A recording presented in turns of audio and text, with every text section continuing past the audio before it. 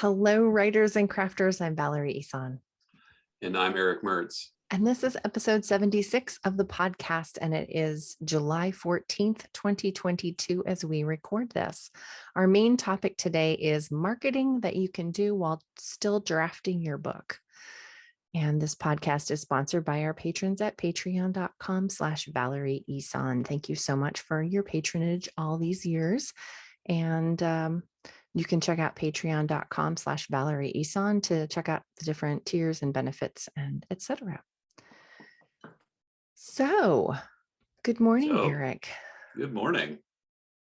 We've shifted our recording times to Wednesday mornings instead of Tuesday afternoons. So I usually have a little bit more energy Tuesday afternoons than Wednesday morning before I walk the dogs. But I have had half a cup of coffee and have now switched to black tea. So I am caffeinating as we speak.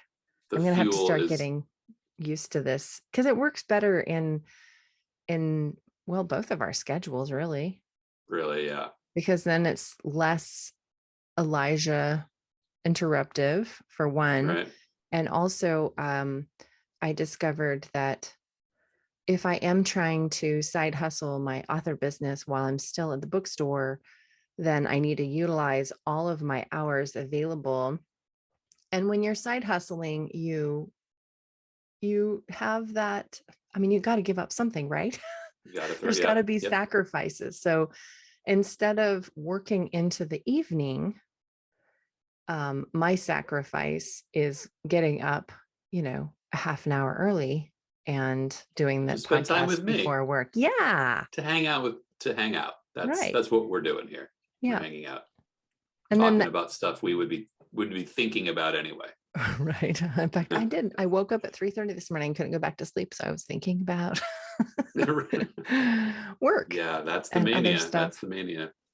We have these crows like right outside our bedroom window. And in the summer, we sleep with the window open. And in the summer, the crows are so loud, so obnoxiously loud, that like I'm just up the minute the crows are up. And sometimes I sit there and think like the crows are talking about my work. Like, and they're trying to get in my head. They're like, you didn't finish that. You didn't send that email. I know that's not what they're saying, of course. Maybe they are though. Maybe they are. Maybe they are.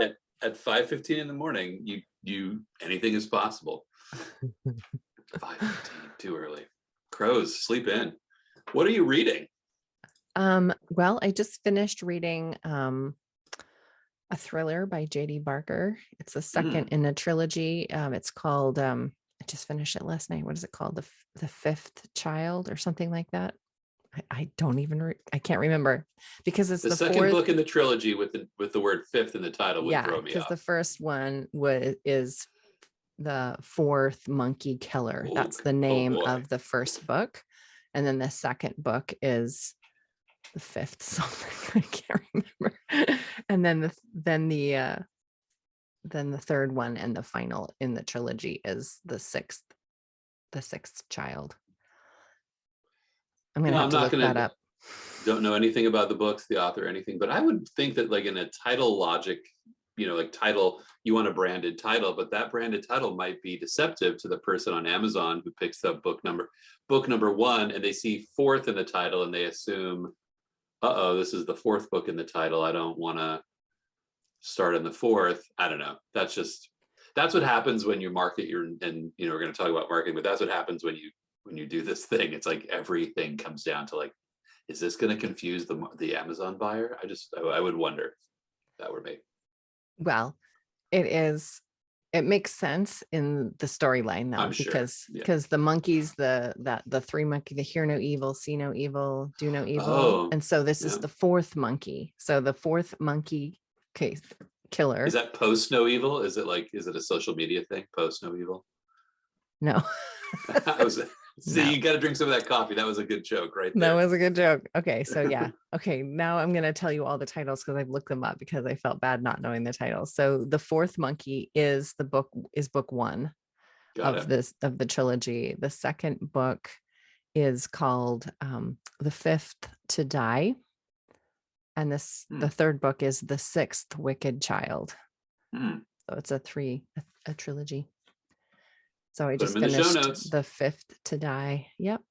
And I'll start The Sixth Wicked Child. I'm also reading The Dude and the Zen Master by Jeff Bridges and whoever the Zen Master guy is. Yay. Bernie Yay. Sanders, Bernie something, not Bernie Sanders, Bernie something. But We can give Bernie that. I mean, it's a Bernie could be great book. It's so funny, because they're just jamming, they're just talking, and it's just the whole book is like a transcript of this afternoon they spent with each other. But they've got it separated, like each chapter of the books of each title of the chapters are like a quote from The Big Lebowski.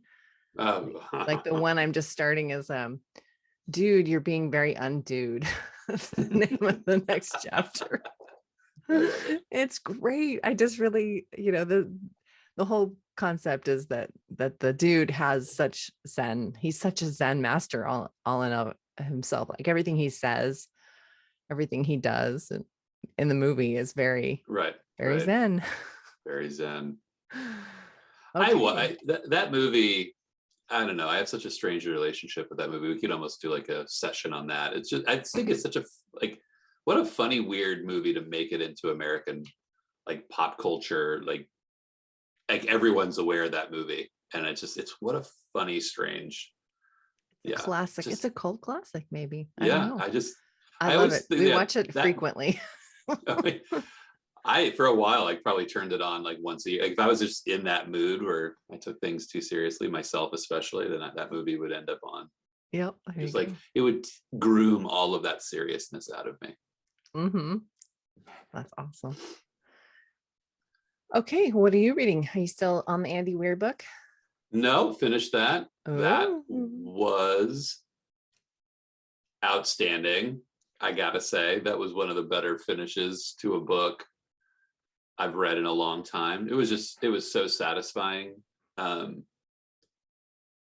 I'm kind of without words about it. It just, when he turned, when he makes the turn at the end, the sort of the final turn. No spoilers.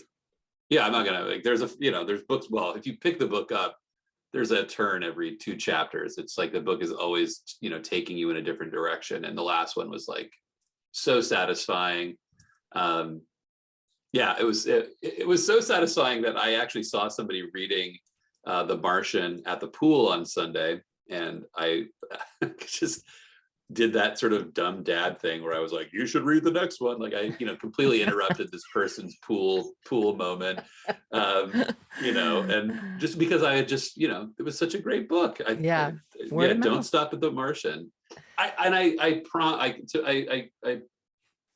If I promised if she would have had the conversation with me, I would have been a little more articulate than just like a guy walking by at the pool. But the thing with that book is there's no movie for it. So you really you get that of the 2 Andy Weir books. I think you get the best. He does have more than 2, but he does. Yeah. I guess I didn't read the back of the book and see the also buys. Between those 2 books though, like those 2, I think I had more fun reading that Hail Mary because I didn't have the movie to reference. I know I said this last week, but without the movie as a reference, was really in his storytelling. And that was great. Yeah, I know what you mean though, because I don't know if you ever watched that movie Sisters Brothers. No, I've read the book. It is great. Well, I read that. I didn't know it was a book. I watched the movie and was like, wow, this is amazing. And then I found out it was a book, so of course I read it, but then I ran into the exact same thing. I just watched the whole movie again, in the book, and I couldn't not see that. And I wondered if I would have liked it as much if I had read the book first, probably, but because that's good. That book has such a, what's that author's name? He also wrote a book called Under Major Domo Minor. DeWitt. Patrick DeWitt. Yeah, thank you. He wrote Under Major Domo Minor, which was a really interesting, something like that. It's a weird, it's a great book. He's a great writer. I'm reading a book called Bad Angel Brothers by Paul Theroux. Okay. It's not out. I got it through Goodreads. I entered one of those Goodreads giveaways, and I got I got the physical arc. It like showed up 3 days later on a UPS package for an Sweet. arc. I'm like, I'm delivering ebooks to people, feeling like I'm a big shot, and then like I'm not shipping stuff through UPS. I got to step my game up. It's interesting. Actually, the first three, it's about two brothers who are very, very different. And I'm presumably about their relationship. I mean, I'm only a third of the way through it. It really didn't get interesting until about 30 pages ago. So, and then it got really interesting. So I can't wait to see where it goes. Cool. It's about brothers' relationships, which is, he's always referencing the point of view character is always talking about the brother relationship and like looking at things in his life through the lens of the brother relationship. And I realized like I don't have a brother, I have a sister, and so I don't know that relationship quite like he does. So it's been informative in that, like just that idea that there are certain, like, sisters are a certain entity, a certain relationship, brothers are a certain relationship. Yeah, kind of like shines a light on a part of life I've never really thought about. I don't have brothers either. I have two younger sisters. See, so now you know what a sister's relationship is.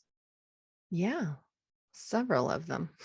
Several of it, right? Yeah, Every sister has a totally different relationship. Right, I can imagine. Okay. Yeah, so that interesting. I'm sure I'll finish it by next week, and we'll talk about it then. Cool. I like your mug. That's rad.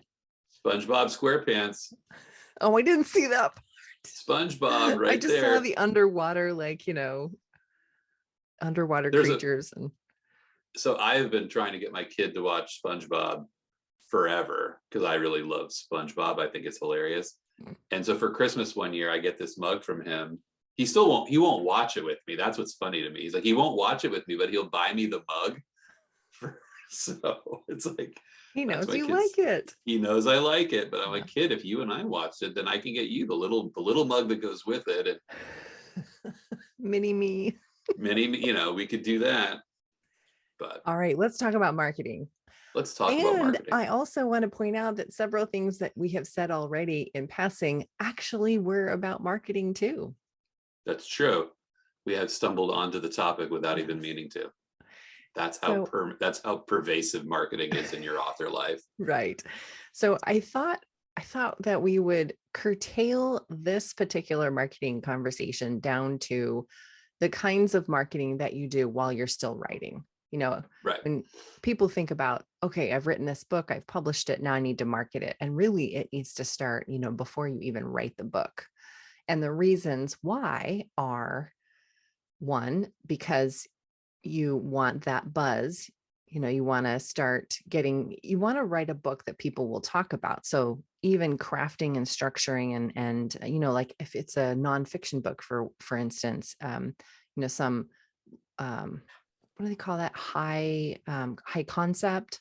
Right. Well, and you can do that with fiction too, actually. So having a high concept, is going to be talked about, that could be part of your marketing strategy. And I think also, before we get too into the weeds, actually, that all marketing plans are going to be different for each author based on your plans for the book itself that you're writing and your career and your personality and to some degree your budget. But knowing if this is going to be your one book because it's a business card book, maybe you're a public speaker and that is the only book you're going to write, then the kind of marketing that you're going to do for that book is totally different than the person that is writing the first book in a series. Right. Or a memoir. It's the only book, they just want to write it for their family and, for posterity, but they don't want to have a career. They just want to write the book. So those are all going to be different marketing strategies. And so I guess that's what I wanted to start off saying. And I think I want to jump on something that you said in that introduction. And that is, like you said, you want to create buzz. And I can hear the thoughts of people listening to this, and they say like, well, what buzz? I don't know anybody. I don't have an audience. I think the thing that I learned early on, or I wish I would have learned even earlier, is that if your audience is 10 people, then your job is to make a buzz in those 10 people. If your audience is 1 million people, you have to make a buzz in 1 million people. Don't just we're going to talk a little bit about how to identify that group, who your audience is at that moment. That's the only people you're obligated to make a buzz with. You can't reach that 1 million people until you get to 10. So I know it's a harder concept to get when you have a smaller audience, but marketing is at whatever stage you're at, making those people in that marketing group of yours aware of what you're doing. And if you Yes. think of it that way, then the incremental steps that you're taking, that marketing builds for you, won't feel so like you're shouting into the void. You're not going after that 1 million people. You're going after who are the people you can reach now. And one thing I heard on a podcast a few weeks ago about marketing, and this might be a little nugget of information you can just put in your pocket for much later, but it had to do with that icky feeling of marketing. Like, oh, I don't want to market because, it's slimy or it's too pushy or something like that. And the way she looked at it. You feel like a used car salesperson, right? I mean, that's what a lot of people I hear feel like. They're out there hawking an old Sentra, and that doesn't feel good, but yeah. Right. But what you just said reminded me of this podcast interview. And you said that you're just letting them know. So if you have, I don't know, like, this is a cool mug. And this person that made this mug is local to Eugene. And I know where she sells this mug. And if you want this mug and it looks awesome, I just want to tell you where you can get it. That's it. I'm not pushing you to buy it. I'm not suggesting that you buy it even. I'm just saying, I really like this mug. If you want a mug like it, you can get it over here. Right. And that seemed to make it less slimy, I guess. And also knowing that in the podcast episode, they were referring to those Tupperware parties. Do you remember? You're a guy, maybe. But I had a mother that had a Tupperware party thing going for a while. So for a long time back in the day, there were Tupperware parties everywhere. And you got invited. I mean, I probably attended 6 or 8 Tupperware parties in my lifetime. And, I think I bought something maybe twice. And it was like, what can I find here that's the cheapest thing? Because I want to support my friend, but I don't want Tupperware or, whatever it was. Maybe I just didn't have the money. But it was what she told her people that would come to the parties was, you don't have to buy anything. I just want you to know that it's available and where you can get it and what it's like, so that when you have the money or when you have the desire for it later, you'll know where to get it. And that seemed to take all the pressure off. Right. On a side note, when you said, like, made me think, in a movie that is trying to depict a woman of the 70s or the 80s who's trying to make her way and struggling, they're always having Tupperware parties. They're always Avon, sort of like selling Avon or Mary Kay. Yeah, those sort of in-home sale party kind of things. Yeah. Yeah, I think one of the things you're hitting on is like awareness, right? And I think that's if you look at a lot of marketing out there, my kid is really into commercials. And so whenever they come on, I figure if the TV is on and he's going to see a commercial, we're at least going to talk about it. So it's not a passive thing, which means he's going to end up in advertising. Watch, mark my words, said it today.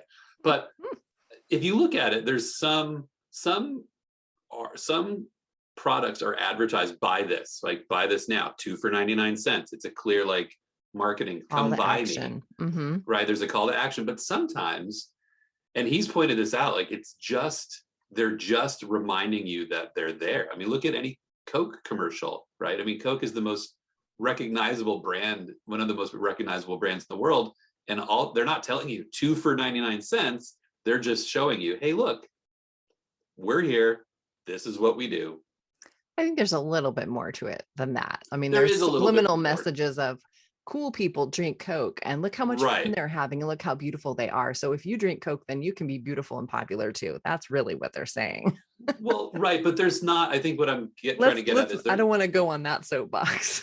but there's not a lot of like, they're not hard sell. It's not a hard sell, and I think that's what people with their books don't want to do. They don't want to get on social media and whatever and be like, get it today. It's 99 cents. Like Right. that's the thing that feels icky. And I think if you conceptualize it as like, all right, I'm just going to make people aware that the book is there and that I'm doing this, Right. And then there's then also the feels whole different. psychology around like you don't just get on social media and try to hawk your book. You don't tell them this buy this book.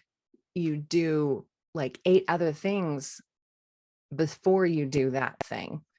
You know, Right. the ratio to giving versus taking is highly in the favor of the consumer, I guess. I think I said that weird, but all I meant Right. was you're going to be Yeah. offering free gifts. You're going to be, you know, a literary citizen. You're going to be telling them about other people's stuff. You're going to be sending cute pictures of your dog, you know, or something funny your kid said today. And then, you know, maybe the next time you're going to say, oh, by the way, my book won this award. Here's the link. You know what I mean? Like you just Yeah. sort of slip it in with the other stuff. And I think that there are so many pieces to marketing that people don't think of are marketing and that they really are. And that's kind of what I wanted to talk about today. Yeah. If you read any of the sort of, I don't know what you want to call them, like the hot marketing books, like the Tammy Labrecque newsletter ninja books, and any of those, if you look at any of the people that are successfully selling books, it's a lot of that content marketing. It's a lot of like, I think it's hard to see when you're doing it, the value in it. But, you know, I follow some people who there's a book series that I started reading. It's like a 20s, takes place in the 20s, and it's got the 1920s, since we are in the 20s now. It takes place in the 1920s, and it's very like stylish Chicago, and it's like a paranormal mystery series. But the guy is always just posting pictures of like what people used to wear in the 20s, and that's Hmm. sort of like, and I go look at it, like it's interesting, and Hmm. that's marketing because it's marketing, like, right, Yeah. just reminding people like, hey, people used to wear this kind of suit or these kind of pants, or this is what a baseball ticket costs. Like if you're writing in your writing has something like that attached to it, which it does, and if you don't see it, it's time to look for it. Some sort of element of that reaches the outside world, use that. Like that's marketing. You know, I for a while I was posting, you know, unsolved mysteries from areas, you know, from Oregon, and um, people were like, oh wow, I never heard that one, or I remember hearing about that one. It's like it just gives people a chance to talk about something around your book, so that when your Hmm. book comes out, they know that you're credible, you know, that you have interesting things to say. And other things you can do around the book, like you said, any of the research that you're doing for your book, you can put those interesting articles in social media or in your newsletter. Um, I have a colleague that writes Viking um, historical fiction. So often, you know, she'll put in on her social media something about, you know, some cool Viking clothing, for instance, or, you know, Right. something, any research that you do for your book will be interesting to your readers. So you can put that in your newsletter or on social media. Isn't that what Lore? I don't know if you've ever listened to Lore, that the podcast by what's his name? Andrew Mencken. Mencken.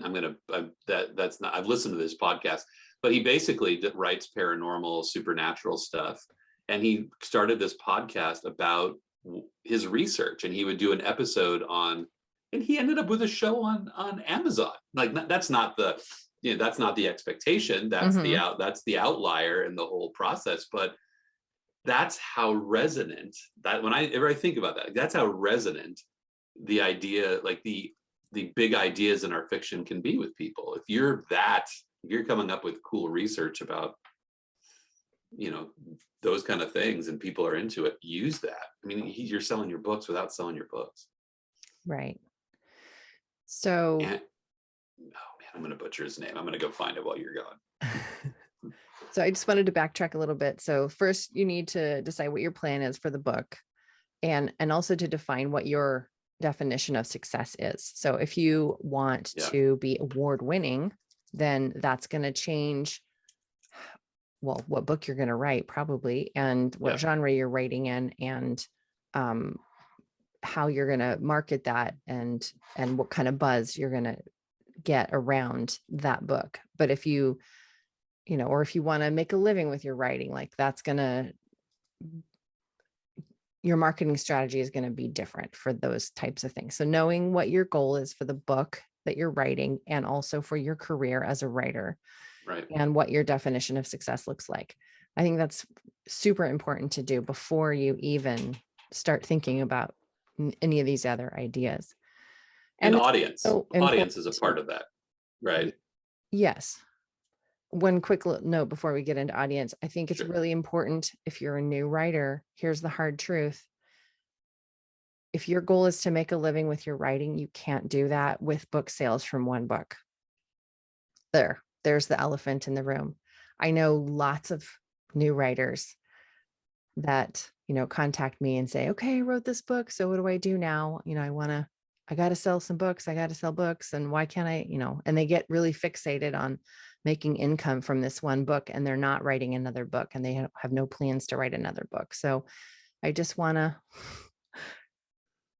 hold your At hand. every level of marketing, Okay. at every level of marketing, single book sales are really hard. I've done enough research on, what we're not going to talk about today are like advertising through Amazon and all that stuff. Like that's almost all contingent on series. You have to have multiple books. You have to have, yeah. And that's a tough thing for people to digest. And I completely get that. But I think, yeah, you have to know. And I think that's really important. Yeah, what you're saying is important. You have to know what you want. When I hear you say that, though, the first place my mind goes is the conversations that I have with clients where I ask them, like, well, what do you want with this book? Or what do you want with this story? What do you, what are your goals? And they say, well, I want to reach everybody. And that's the other thing. Like Yeah. there is no everybody. And then invariably somebody will say, well, Harry Potter reached everybody. Like it feels like it, but there are still people out there who aren't going to read Harry Potter. It's not for them. So I think, and that feels like it's limiting to some people, but you can't do everything. Well, it's You like you can't. said at the beginning, like you got your 10 people, share it with the Right. 10 people. You can't shout at a million people and have Right. it be heard at all. It'll just dissipate into the wind. Like you need to talk to those 10 people. Right. And I think it speaks to, I think part of what this, in a bigger sense, at least for me, if it's my journey, I can like tap into.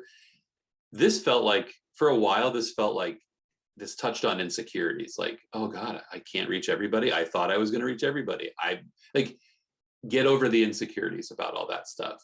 If your audience is the people who like Viking books or who like 20s, murder mysteries, that's a piece of the market. Reaching that piece of the market, if you can really hit the people that love Viking stuff, I mean, look at that show Vikings. People love that show. Like people love the Roaring 20s. If you can reach those people, you will have a successful career. And then, yeah. yes, for sure, because there's a lot of people in that niche, but then also their friends and family that would enjoy reading this book too, that aren't as obsessed with Roaring 20s, maybe. Right. You get the peripheral people. Yeah, the peripheral people will still, and yeah. So you were talking about more long-term marketing and the content marketing, of which this podcast is one. So, we're in the middle of writing books. You can have a podcast or a YouTube channel or some kind, or a blog, something that is regular free content for your audience. Right. And there'll be some brainstorming you'll have to do, because again, it depends on, are you a fiction writer, a nonfiction writer? Who is the audience that you're trying to reach? Is it the people that love Vikings or the Roaring 20s? What are your comp titles? So you can start. Derek Murphy, he started, he was writing YA fantasy, or before he even started YA fantasy. So he started a mailing list of people, or like a group or something like that. He wanted to create a group of people, of readers who liked that genre. And so he would do giveaways, and he'd, buy collections of different YA fantasy novels and do giveaways. And, so he really started building up his own little platform of people that would read his books when he wrote them. So that's another thing that you can do to On a find on your a audience. on a Derek Murphy side note, I was sitting next to him at Willamette Writers, I think in 2019, and I was like, oh, this is just some guy. He's very quiet, very to himself. And then he gave me his like Twitter handle or whatever. And then I went on Twitter and I was like, oh my God, this guy is like, wow. It Talk was about free content. talk Whoa. He gives and away everything. right. And you know what? Like he's always, when I look at what he does as a writer, he rents out castles to go Mhm. write with people. He's built that platform yeah. And read his comments. If again, this is another in the weeds thing, but if you're on a forum and you see a Derek Murphy comment or post, like he's really knows what he's talking about on a lot of on every level. But that's it. Yeah, like you have to. And I hear when we talk about this, I can hear clients or other authors I talk to and say, I don't want to have to do all of that to sell a book. I hear that said all the time. And I think that goes back to what you say about aligning your marketing with your goals. If your goal is to be a career author and to make this like something that you can do and it's sustainable, this is part of that bigger platform. That's how you build the mailing list. That takes the 10 people you're talking to and makes it 100, and then Mhm. 1,000, and then 2,000, and on. Like that's how you do it. That's the long tail. And if you try to do this on the short tail, you're Well, you'll run out of money, first of all, because any short-term campaign is basically going to be paid ads. And if you don't get any return on your investment, then you're just going to run out of your budget for marketing. right. So, And short tail creates nothing sustainable. So if you're going to run Amazon ads for a single book and try to build that audience that way, all of your sales are going to be contingent on that ad or a different ad over mhm. and over again. If you're building a mailing list and fans, that fans and super fans idea, if you're doing that, you can go back to those people again and again and again and again for whatever you're doing, and they become like your bread and butter. Yeah. So mailing list is like by far the number one thing that you can do for yourself while you're writing your book to start marketing. So collecting those names. And usually folks want something in return for handing over their email address. As So well they you should. There's a lot of people out there that want to take your email and do bad exactly. things with it. So think of what you, author, with your personality, can give to a customer that wants to buy your book later in the future when it's written. Right. Is it going to be a short story that you write? Is it going to be some, it really depends on your genre. And I like the second epilogue idea. That's what I'm working on right now. Hmm. Some people like Mark Dawson he has a thriller series, and his main character has a redacted FBI file or something like that on the character. And so the author created this fake, file for Right. his character. And that's what he sends out, or he used to anyways, at the beginning of his writing career before he had a lot of books. That was what he used as a mailing list incentive. But you can do anything for a mailing Right. list incentive. It's anything that your potential customer would want from you. So if you write nonfiction, it can be a 3-video series on whatever nonfiction topic that you're writing on. Right. Or if it is fiction, it can be, it's short stories are pretty standard these days, or a Right. novella is even bigger bait for an email address. If you haven't written absolutely anything, then make that be your next project. I was going to say, Write put that one something. on the next to be written list, because Yeah. Yeah. That's really important. Because once you People have want a that thing. mailing list, then you can do these other things, like letting them know that you're collecting 1920s film noir data. And Right. here's a cool little tidbit, and here's some trivia. And by the way, I just finished reading this book and it was really rad.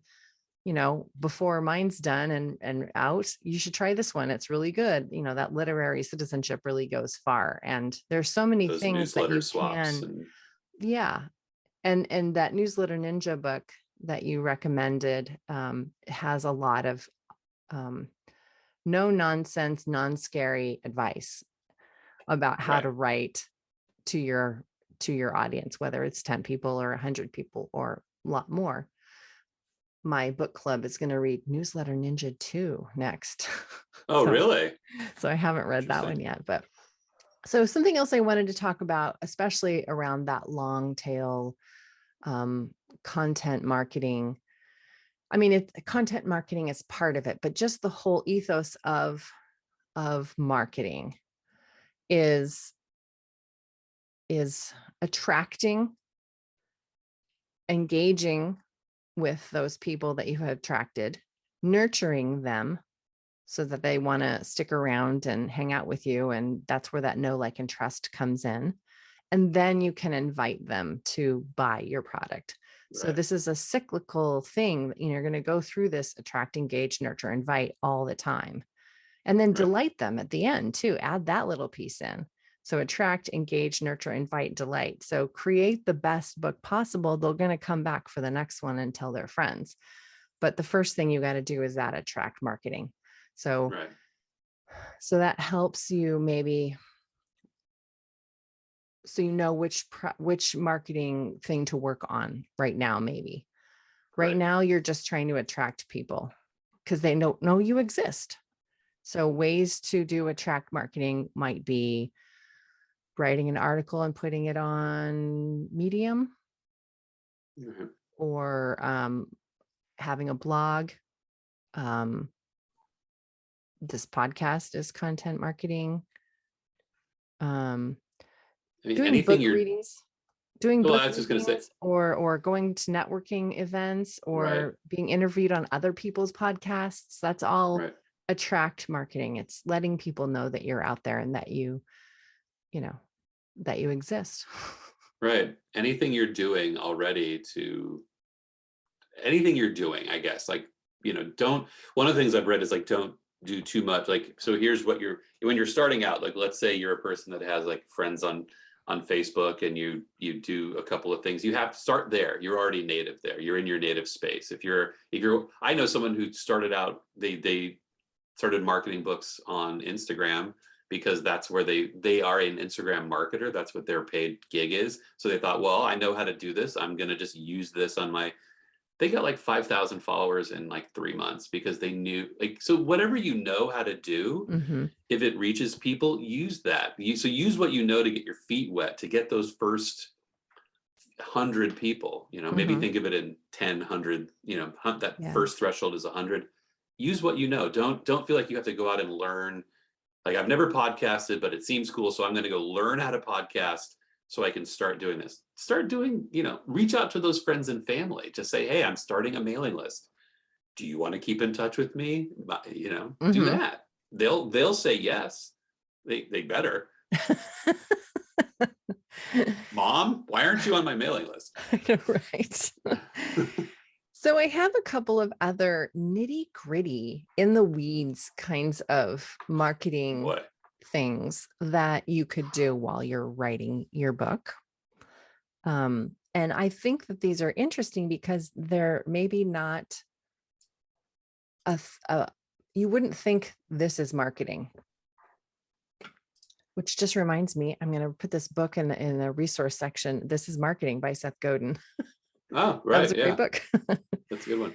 Okay, so getting a book blurber, the person that is going to write the little testimonial quote that goes on the back of the book or the cover or something, written by another author.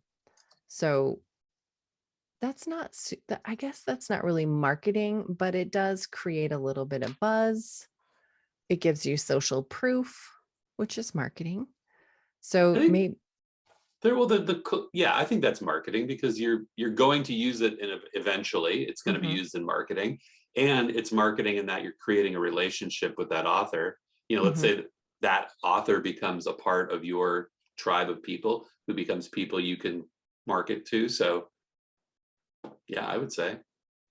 And that's just, sending an email and asking a few people like, hey, I'm writing this memoir. You're a memoirist. I love your memoirs. Would you please write a blurb for my memoir?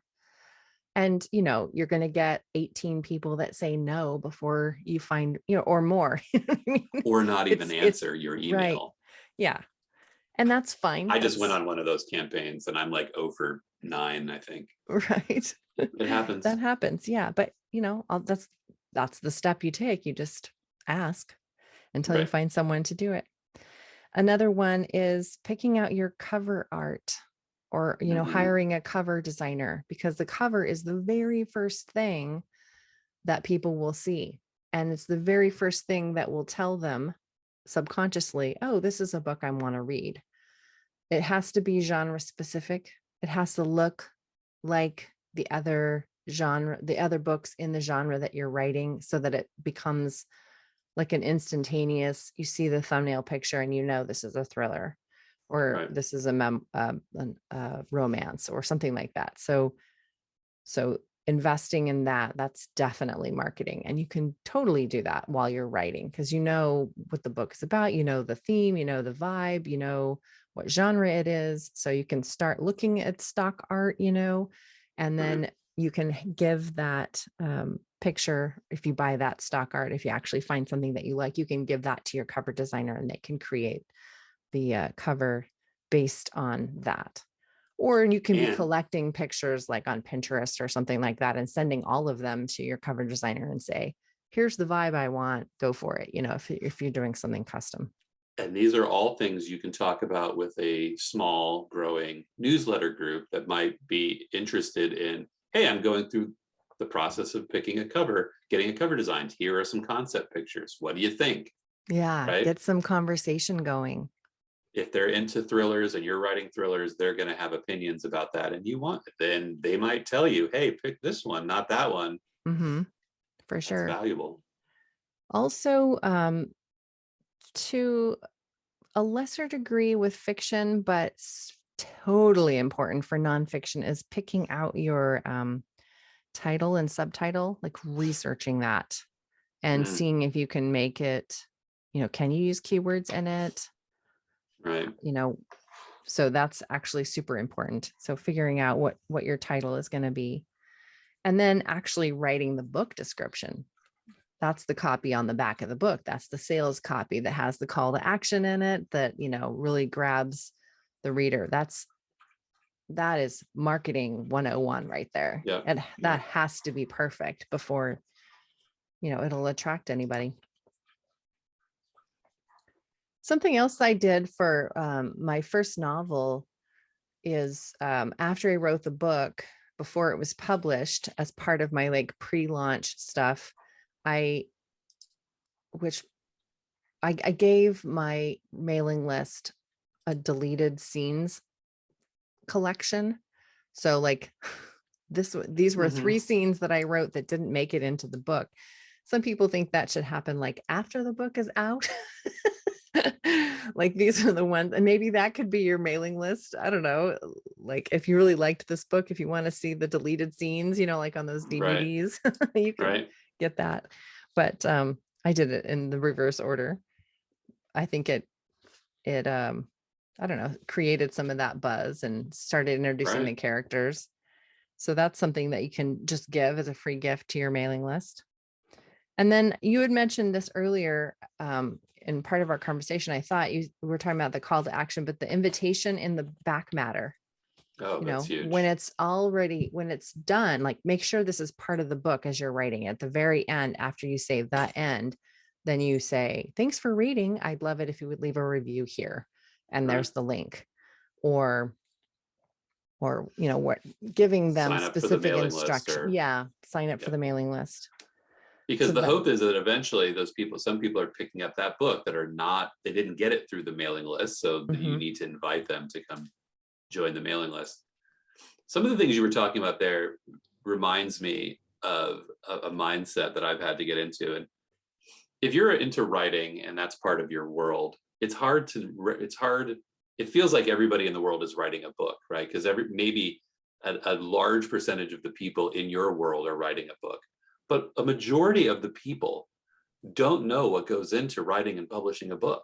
Mhm. So it may seem like you're rehashing just old stuff to you, but talk about the process to people. If you don't have fodder for, or you think you don't have fodder for a mailing list or to reach people, just talk about the process. Not everybody is doing this. Mhm. We are a small percentage of the whole, and so the more people want to know, especially if they're close to you, they want to know what are you doing when you're writing a book, or what are you doing to publish a book? Like, just it is interesting to people.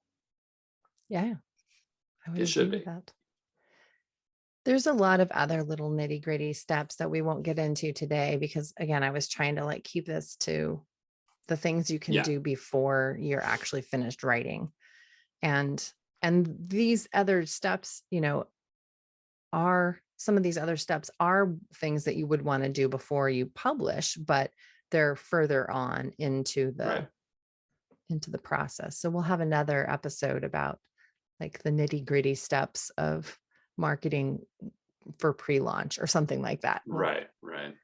but that was what I wanted to talk about today. I think it's a great topic. Just remember, like, how you are own, like, the number of people you have is really less important than reaching the people that you have. If you've got 10 people and 10 people are actively engaged, that's better than having 100 people with 3 people that are actively engaged. You see that all the time in the newsletter, people talking about newsletters.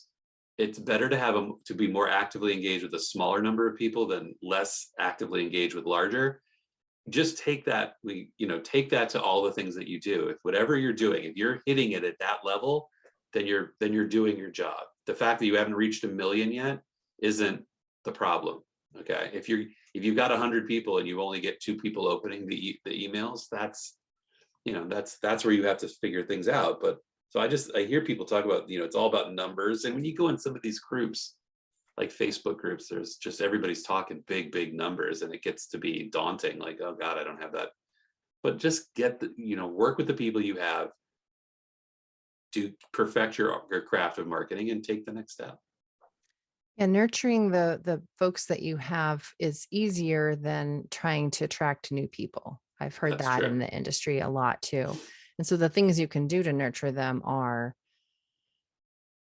like that's when you're posting that regular content for Right. them in a newsletter or Facebook Live posts Right. or pictures of your life on Instagram or, whatever. Just that bookish life, that author life that is so interesting to people that aren't authors. That I aren't mean, it's authors, interesting right? to authors too, but Right. Everybody wants to. Yes, I want to see how other authors do it, but your friend works in an office all day wants to know what this looks like, and Mhm. show them. Yeah.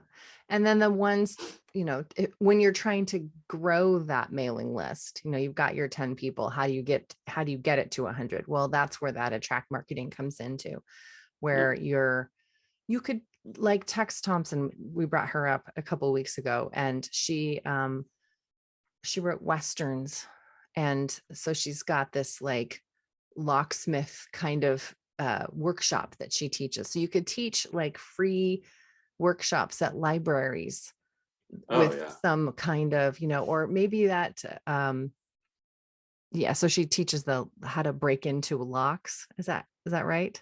She I has think so. Yeah. yeah, she I has don't all think the she calls it tools. that, but I know yeah. she calls it something else. Or, yeah, or some kind of a demonstration on what Viking gear looked like, at the local library, or, you can collect email addresses from these people that would show up at these free events that you could do. So that's Right. another idea too. And just have your eyes open for what you see other people doing, and imitation is there's nothing wrong with imitation. At this point, everything's been done. You may come up with something, unique, but there's nothing wholly original. So if you see something and you say, I can do that, that works. I would feel good. That's actually for me, it's like, I would feel good doing that. Yeah. If that's your response, do that. Yeah. Do something that's going to be fun, because marketing is something that you will now is part of your job. It's your part life. of the job of being an author. It's that long-term strategy. It's just, have fun with it. It isn't a process. It isn't something that you do for a week or a month or, even a year and stop. It's going to be. And the people that we're talking about, I brought up Aaron Mahnke from Lore. You brought up Mark Dawson. Mark Dawson's at the top of his game. He's still marketing. He's marketing just more effectively to a bigger audience. But he's still doing the same things. Right. He's just doing it way better. Another resource I would recommend is How to Market Your Book by Joanna Penn. And her podcast, if you're not listening to that, she's fun. The Creative Penn podcast. You're smiling. Anybody who's not listening or not watching, I know you love that podcast. She's just fun. She makes it kind of fun, and she's really relatable and lives an enviable life. I mean, she's always going somewhere. So now, she was during the pandemic lockdown stuff. Right. She was really hurting because travel is how she fills her creative well and comes up with inspirational things for her books. Yeah. So it was hard, just like everyone else, to not have the thing that worked before and having to come up with a new thing. All right. Well, that's all the time we have today. And next week, we are going to be doing a follow-up coaching session with Eric. We're going to check in with him and see how he did on the tasks that we set for him. Look at that smile. That'll be fun. It's been an interesting, I'll just say 1 week, an interesting journey already. So 1 week isn't really enough time to get stuff done. I find that 2 weeks is pretty optimal, because 2 weeks is enough time to get something done and enough time to be like, okay, I got to hurry up and get this done before I meet with this person again. That's the accountability part. Yeah. It's enough time to realize you open the spigot and then figure out you got to have a plan what to do with the water. So, exactly. But it's been insightful. I'll say that much. All right. All right. Thanks for joining us, and have a happy week, and we'll see you next time. You too. See you soon. Bye now. Bye-bye.